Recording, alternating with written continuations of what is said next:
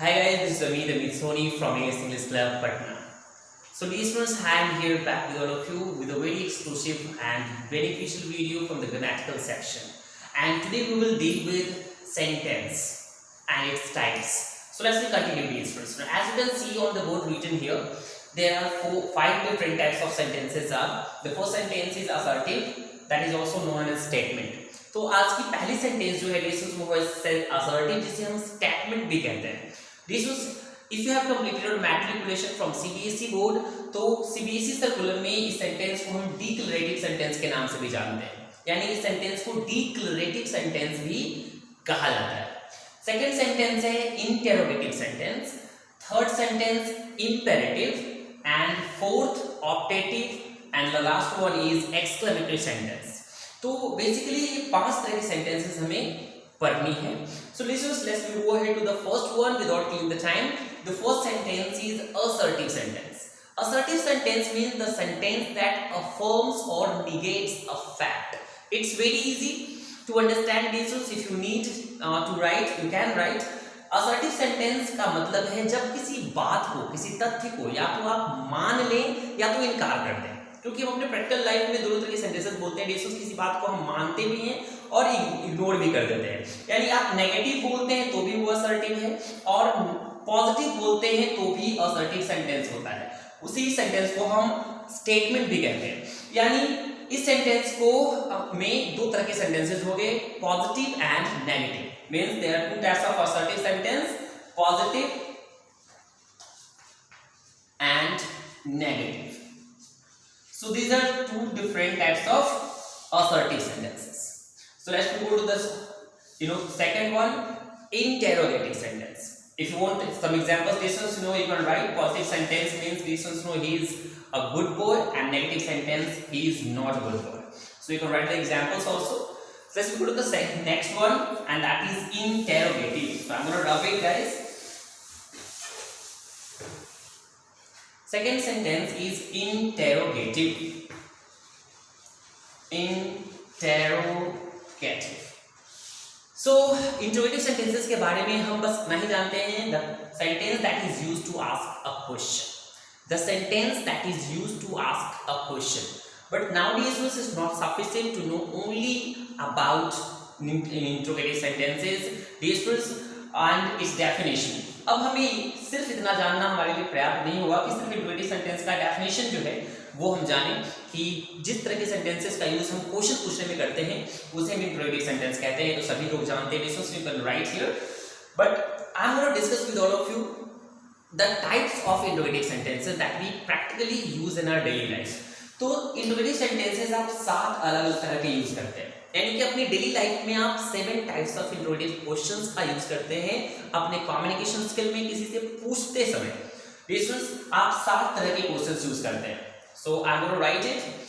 वो सातों interrogative sentences हम लिखने जा रहे हैं. तो पहले WH questions. WH question. Yes guys, ये फर्स्ट क्वेश्चन हम यूज करते हैं अपने लाइफ में. WH question is very easy to understand. WH question का मतलब है the question that starts with WH words. Means when, how, where, where, when, who, it is. So these are the WH words. और इनमें से किसी से भी कोई सेंटेंस स्टार्ट होती है तो उसे हम WH क्वेश्चन कहते हैं. आपने बहुत सारी चीज क्वेश्चंस इस तरह से यूज किए होंगे. Who are you? When are you coming? What are you doing? Where are you going? So these all questions are WH questions. Do you use it? I hope you do. Let's go to the next one. चलते हैं दूसरी तरह के questions की तरफ. And दूसरी जो questions आप रेगुलरली यूज करते हैं अपने लाइफ में वो है yes no question. Yes no question. So guys, let's go ahead to the definition of it first. Very easy as it is written on the board. Yes no question. So guys, ऐसे कोई भी question जो आप अपने daily life में use करते हैं जिसका आंसर आप या तो हाँ में दे सके या तो ना में दे सके. ऐसे बहुत सारे क्वेश्चंस यूज करते हैं जैसे हैव यू अ पे, yes or no, are you crazy, yes or no. So these all are questions these all are such type of questions that can be answered in yes or no. यानी ऐसे questions का answer हम yes और no में देते हैं, that's why इसे हम यस नो क्वेश्चन कहते हैं। तो ये दूसरी तरह की क्वेश्चन थी, रीजन जो हम अपने प्रैक्टिकल लाइफ में यूज करते हैं। चलिए तीसरी नंबर क्वेश्चन की तरफ चलते हैं रीजन। तीसरी नंबर क्वेश्चन है tag question, and this is very important dear students and it makes our communication skill a bit standard। जब आप टैग क्वेश्चन का यूज अपने स्पोकन स्किल में करते हैं, अपनी बोल चाल में करते हैं, तो आपके सेंटेंसेस को ये स्टैंडर्ड बना देता है। क्या कभी आपने ऐसे सेंटेंसेस यूज किए स्टूडेंट्स, आप आओगे ना, वो खा रहा है ना, वो सो रहा है ना, तो मेरी मदद करोगे ना। सो ऐसे सेंटेंसेस को हम टैग क्वेश्चन कहते हैं। पता है क्यों? क्योंकि ऐसे सेंटेंसेस में हिंदी में हम लास्ट में न टैग कर देते हैं, और स्टूडेंट्स ऐसे क्वेश्चंस हम बराबर बोलते हैं आप आओगे ना। तो स्टूडेंट्स टैग क्वेश्चन का मतलब है that is added at the end of the sentence, यानी ऐसा क्वेश्चन जो किसी सेंटेंस के लास्ट में जाकर टैग हो जाता हो, ऐड हो जाता हो। तो इसकी डेफिनेशन हमारे लिए इंपॉर्टेंट नहीं है, इसे बनाना कैसे है ये हमारे लिए इंपॉर्टेंट है। तो स्टूडेंट्स कोई भी सेंटेंस जैसे वह आ रहा है ना, तो सबसे पहले आप बना लो वह आ रहा है, he is coming, he is coming. Main sentence आप फॉर्मेट कर लेते हो और उसके लास्ट में आप न की इंग्लिश लिखते हो, वो आ रहा है ना। तो क्वेश्चन टैग बनाने के लिए ऑक्सिलरी वर्ब और सब्जेक्ट को हम लास्ट में टैग कर देते हैं, इज ही, साइलेंट इंटरोगेशन डालेंगे। इस one thing but that's very important, आप ध्यान रखना कि यदि कोई सेंटेंस पहले से ही पॉजिटिव हो तो हम यहाँ कॉन्ट्रैक्शन फॉर्म में नॉट का एडिशन करते हैं, यानी लास्ट में हम नॉट ऐड कर देते हैं। अब ये पूरी सेंटेंस बनके हमारे पास तैयार हो गई। हम टैग क्वेश्चन में यहाँ पे हमने यूज किया है he is coming isn't he, it's now a question, he is coming was not a question but now it's a complete question, he is coming isn't he, वह आ रहा है ना। यानी मैंने ये बताया आपको कि पहले से सेंटेंस हमारा यदि पॉजिटिव है तो उससे में हम नेगेटिव क्वेश्चन टैग ऐड करते हैं, और यदि पहले से सेंटेंस हमारा नेगेटिव हो, he isn't coming, he isn't coming, तो इसमें हम क्वेश्चन टैग is he जोड़ेंगे, is he जोड़ेंगे। यानी पहले से नेगेटिव जो सेंटेंस हो उसकी क्वेश्चन टैग पॉजिटिव होती है। बट एक बात तय है कि क्वेश्चन टैग बनाने के लिए हमें ऑक्सिलरी वर्ब और सब्जेक्ट की जरूरत पड़ती है। That's it. आई होप कि आप क्वेश्चन टैग आज के बाद यूज कर पाओगे। डियर स्टूडेंट्स, वह खा लिया है ना, he has eaten hasn't he, he has eaten hasn't he, वह नहीं खाया है ना, he has not eaten has he। So this is how we can make question tags, and you can use it guys, it surely will make your sentences more standard। So this was the third question type। Let's go to the fourth one। चलते हैं fourth type of question के बारे में बात करते हैं। पहला हमने देखा असर्टिव सेंटेंस, जिसमें नेगेटिव और पॉजिटिव दोनों के बारे में हमने बात करा। सेकंड नंबर में हमने देखा यस नो क्वेश्चन, और यस नो क्वेश्चन जो है पहला क्वेश्चन के बारे में हम बात करते हैं। पहला क्वेश्चन के बारे में हम बात करते हैं तो हमने डब्ल्यूएच क्वेश्चन को देखा, जिसमें हम डब्ल्यूएच जो है डब्ल्यूएच वर्ड से स्टार्ट करते हैं। दूसरी क्वेश्चन में हमने यस नो क्वेश्चन को देखा, जिसको आंसर हम या तो हाँ में या तो ना में देते हैं। तीसरी क्वेश्चन के बारे में हम बात करते हैं तो हमने अभी टैग क्वेश्चन देखा जस्ट। अब हम चौथे के बारे में बात करेंगे। चौथी जो क्वेश्चन है वो है inflection question, inflection question, inflection question. Inflection question is one of the most important questions. This is inflection question जो है वो बहुत ही इंपॉर्टेंट क्वेश्चन है, and it depends on mood. यानी यदि आप इसकी डेफिनेशन के बारे में बात करते हैं तो इनफ्लेक्शन क्वेश्चन की डेफिनेशन आप इस तरह से दे सकते हैं, when a simple sentence is spoken in the mood off question, when a simple sentence is spoken in the mood off question. जब एक सिंपल सी सेंटेंस क्वेश्चन के मूड में बोली जाती है तो वो इनफ्लेक्शन क्वेश्चन के लिए आती है। और ऐसे क्वेश्चन हम अपने प्रैक्टिकल लाइफ में बहुत बोलते हैं। वो आ गया है, मम्मी खाना बना रही है, तुम्हें डॉक्टर हो, वो कल नहीं आया था। This is the expression that we show, और ये क्वेश्चन की तरह शो करता है। वो खा रहा है, यह क्वेश्चन नहीं है, बट उसे हम जब क्वेश्चन के मूड में बोलते हैं वो खा रहा है, this is question. Means he is a doctor is not a question. जब हम इसे सिंपली बोलते हैं कि ही इज अ डॉक्टर, तो ये क्वेश्चन नहीं होता है। जब इसे क्वेश्चन की तरह बोलते हैं, he is a doctor, he is a doctor, तब ये क्वेश्चन बन जाता है। Means it depends completely on the mood off sentence. तो मूड पे डिपेंड करता है कि आप कैसे बोलते हैं। करेक्ट। ये चौथी तरह की सेंटेंस थी। Let's we move to the fifth one. Fifth sentence बहुत ही इंटरेस्टिंग है। Rhetorical. Rhetorical question. Rhetorical question. Rhetorical question क्या होता है उसके बारे में हम बात करेंगे। रिटोरिकल क्वेश्चन का मतलब है the question of which answer is hidden inside the question. Listen to me once again. Rhetorical question means the question of which answer is hidden inside the question. यानी ऐसा क्वेश्चन जिसका answer question में ही छुपा हुआ हो, आपको अलग से कुछ पूछने की जरूरत ना पड़े, आंसर ढूंढने की जरूरत ना पड़े। यानी जब हम पूछते हैं कि who knows you, who does not know Mahatma Gandhi, who does not know Narendra Modi, who wants to die, means ऐसे क्वेश्चन जब हम पूछते हैं इसका मतलब सेंस क्लियर होता है कि who does not know Mahatma Gandhi, यानी महात्मा गांधी को कौन नहीं जानता। It means to say everyone knows him. This means who knows you। जब हम ऐसे किसी को बोलते हैं कि अरे आपको कौन जानता है, इसका मतलब आई मीन टू से कि आपको कोई नहीं जानता। यानी कि ऐसे क्वेश्चन जब आप कभी किसी से पूछें तो वो रिटोरिकल क्वेश्चन कहलाता है। Like who knows you, who knows you, who knows you, या who wants to die, who wants to die, कौन मरना चाहता है। this is how dear students we express rhetorical question, isn't it beautiful? Let's go to the sixth one dear students. ये छठी number question की तरफ हम बात करेंगे। देखो छठी नंबर क्वेश्चन जो है वो है alternative question. Alternative question. Alternative question. Alternative question नाम से स्पष्ट है। अल्टरनेटिव का मतलब होता है उपाय, ऑप्शन। यानी कि जब कभी किसी को आप ऑप्शन देते हैं, इंग्लिश में आप कहते हैं खाओगे या नहीं, पढ़ोगे या नहीं, आओगे या नहीं, वो आ रहा है या नहीं, तुम आए थे या नहीं।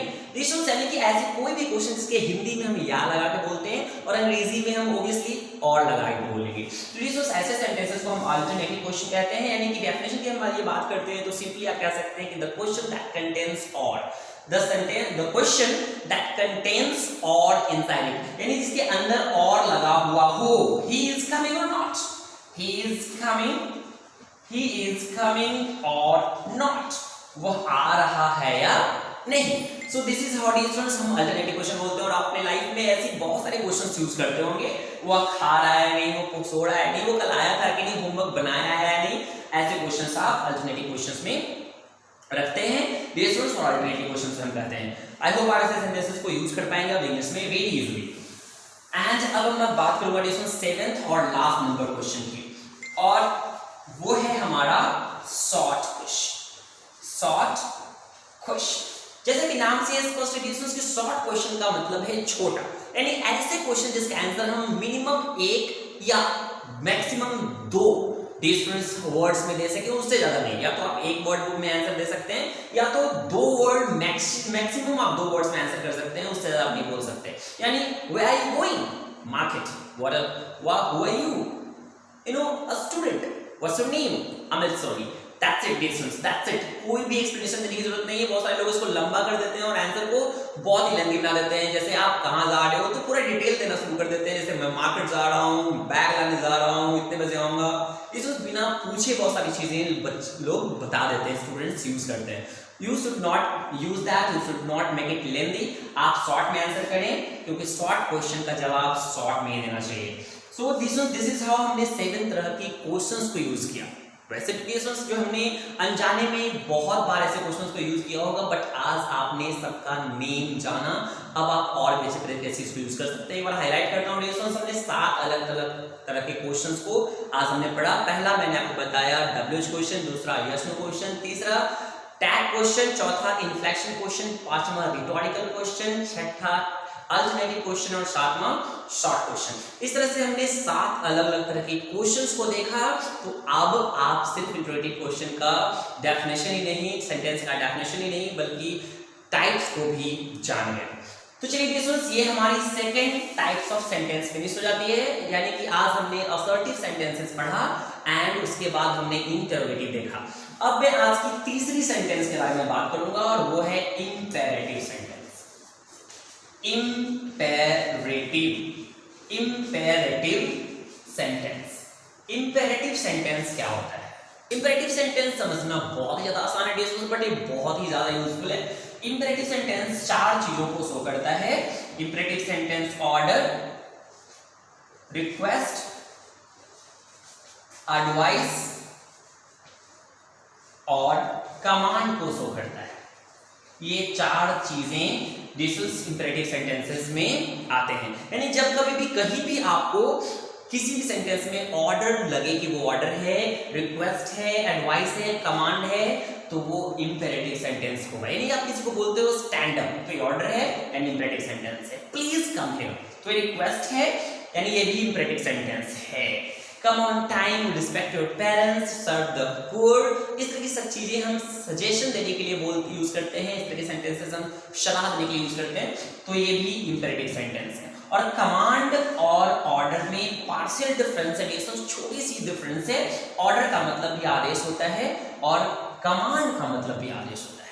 तो चलते हैं हम दोनों में फर्क जान लेते हैं। कि कोई कॉमन पर्सन, एक सिंपल पर्सन कोई आदेश दे तो वो ऑर्डर होता है, बट कोई ऑफिशियल व्यक्ति, कोई ऑफिशियल्स, कोई किंग, कोई क्वीन, पीएम या कोई पदाधिकारी, कमांडर कोई आदेश दे तो वो कमांड बन जाता है। That's different, quick, March, left turn, right turn, इस तरह के सेंटेंसेस जो है वो कमांड कहलाती है और इसी वर्ड से कमांडर यूज करते हैं। तो इंपेरेटिव सेंटेंस आई थिंक आप पहचान जाएंगे, कभी भी यूज कर सकते हैं और देख करके आइडेंटिफाई भी कर सकते हैं। डिस्टेंस की ऑर्डर, रिक्वेस्ट, एडवाइस और कमांड हो तो वो इंपेरेटिव सेंटेंसेस ही होंगे। चलते हैं डिस्टेंस हम चौथे नंबर सेंटेंस के पास, और चौथा नंबर सेंटेंस हमारा जो है वो है ऑप्टेटिव सेंटेंस। ऑप्टेटिव सेंटेंस में जिस तरह से इंपेरेटिव सेंटेंस 4 चीजों को शो करता है, ठीक उसी तरह से डिस्टेंस ऑप्टेटिव सेंटेंसेस भी 4 अलग अलग तरह से चीजों को शो करता है। पहला विश, दूसरा ब्लेसिंग और तीसरा डिस्टेंस प्रेयर एंड कट्स। ये डिफरेंस जो है 4 अलग अलग तरह की चीजों को ये शो करता है। विश यानी इच्छा, ब्लेसिंग का मतलब आशीर्वाद, प्रेयर का मतलब प्रार्थना और कर्स का मतलब बद्दुआ। ये 4 चीजें कहीं भी आपको दिखे तो आप समझ जाना कि वो ऑप्टेटिव सेंटेंसेस है। समझदारी की बात है डिफरेंस की, आप इसको आइडेंटिफाई करना बहुत ही इजीली चाहते हैं तो एक बात और ध्यान रखिए इधर नोट में, ये हमेशा मोस्ट प्रोबेबली में से स्टार्ट होता है डिफरेंस और अपने लास्ट में साइन ऑफ एक्सक्लेमेशन लेता है। यानी में से स्टार्ट होने वाली सेंटेंस जिसके लास्ट में साइन ऑफ एक्सक्लेमेशन हो, आप क्विकली कह सकते हो कि वो ऑप्टेटिव सेंटेंस है। एग्जांपल सुनेंगे जैसे may you get this job, नहीं आपने इच्छा जताया कि आपको ये नौकरी हो जाए। मे यू लीव लॉन्ग, आपकी उम्र लंबी हो, हमने आशीर्वाद दिया। May you catch the train, आपको ट्रेन पकड़ा जाए, आपकी ट्रेन ना छूटे। हमने प्रार्थना किया may you die of cholera, cancer, AIDS and all. ये बद्दुआ हो गई, भगवान ने करे कभी ऐसा हो किसी के साथ। तो ध्यान रखेंगे कि 4 चीजों को कभी भी किसी सेंटेंस में आप देखें तो वो ऑप्टेटिव सेंटेंस होगा। प्रार्थना, आशीर्वाद, इच्छा या बद्दुआ, ये 4 चीजें हम ऑप्टेटिव सेंटेंस के अंदर रखते हैं। Do you understand? I hope you got it. So let's go to the next one guys and that is the last one. चलते हैं लास्ट सेंटेंस के पास और वो लास्ट नंबर सेंटेंस है हमारा exclamatory sentence. Exclamatory sentence and this is very interesting and very useful guys. Exclamatory sentences का मतलब है डिफरेंस। एक्सक्लेमेटरी सेंटेंस का मतलब है ऐसी कोई भी सेंटेंस जो आश्चर्य को शो करे। Sudden a strong feeling means difference, it shows sudden a strong feeling अचानक जो है डियर्स आपके मन में कोई भी बात आए किसी चीज को देख करके और आपने एक्सप्लेन कर दिया, एक्सप्रेस कर दिया, तो वो सेंटेंस एक्सक्लामेटरी होती है। यानी एज ए डेफिनेशन आप बोल सकते हैं it shows sudden strong feeling. It shows sudden strong feeling, यानी मन में कोई बात आए और आपके मुंह से निकल गई, आपने बोल दिया। बेसिकली ये स्टार्ट जो होती है डियर्स वो हाउ या व्हाट से स्टार्ट होती है। एक्सक्लेमेटरी सेंटेंसेस की यदि हम बात करें तो व्हाट या हाउ से स्टार्ट होती है और अपने लास्ट में साइन ऑफ एक्सक्लेमेशन लेती है। और सेंटेंसेस कैसे बनाती है? How beautiful girl she is, what a wonderful movie it was. Teachers कितनी खूबसूरत मूवी थी, कितनी भयानक मूवी थी। ऐसी सेंटेंसेस आप यूज करते हैं हाउ या व्हाट से स्टार्ट करके, तो ऐसे सेंटेंसेस को हम एक्सक्लेमेटरी सेंटेंसेस कहते हैं। एक्सक्लेमेटरी वर्ड्स भी बहुत सारे यूज करते हैं डियर्स, जैसे फाई फाई, हुर्रा, ब्रेवो, ओ, आ। डियर्स ये सारे एक्सक्लेमेटरी वर्ड्स हैं और एक्सक्लेमेटरी वर्ड्स हम अकॉर्डिंग टू फर्दर सेंटेंसेस उसके सेंस के हिसाब से यूज करते हैं। जैसे भी जिस तरह की सेंटेंस आपको आगे लिखनी है उस तरह के एक्सक्लेमेटरी वर्ड्स हम पहले लिखते हैं, जैसे अलास ही डाइड। शोक आप व्यक्त करते हैं, अलास के बाद साइन ऑफ एक्सक्लेमेशन आप देते हैं, अलाश ही डाइड। तो ये साइन ऑफ डिस्टेंस एक्सक्लेमेशन यहीं पे खत्म हो जाता है और आगे वाला सेंटेंस जो है वो नॉर्मल हो जाता है डिस्टेंस। तो इस तरह के सेंटेंसेस भी हम बनाते हैं एक्सक्लेमेटरी वर्ड्स को यूज करके। एंड बेसिकली हम नॉर्मली एक्सक्लेमेटरी सेंटेंसेस हम ऐसे सेंटेंसेस को कहते हैं जो हॉ से स्टार्ट होता है और व्हाट से स्टार्ट होता है और लास्ट में साइन ऑफ एक्सक्लेमेशन जरूर लेता है। यानी जिस तरह से इंट्रोगेटिव सेंटेंसेस के लास्ट में साइन ऑफ इंट्रोगेशन ना डालें तो वो खराब हो जाएगा, रॉन्ग हो जाएगा। ठीक उसी तरह से साइन ऑफ एक्सक्लेमेशन यदि एक्सक्लेमेटरी सेंटेंस के लास्ट में ना आया तो उस सेंटेंस का कोई वैल्यू नहीं है, कोई मायने नहीं है डियर्स। सो आई होप कि आपको आज के लेक्चर से बहुत फायदा हुआ होगा डियर्स। आज हमने 5 अलग अलग तरह के सेंटेंसेस के बारे में बात किया। पहला हमने देखा असर्टिव, जिसको हम स्टेटमेंट भी कहते हैं, डिक्लेरेटिव सेंटेंस भी कहते हैं। दूसरा हमने देखा डियर्स इंट्रोगेटिव, और सिर्फ इंट्रोगेटिव की डेफिनेशन नहीं, हमने उसकी 7 अलग अलग टाइप्स को भी देखा। एंड तीसरे नंबर पे हमने इंपरेटिव देखा, ऑप्टेटिव चौथे नंबर पे देखा एंड फाइनली हमने एक्सक्लेमेटरी देखा। तो सेंटेंस में आपने सारी तरह के सेंटेंसेस को आज इस लेक्चर में जान लिया।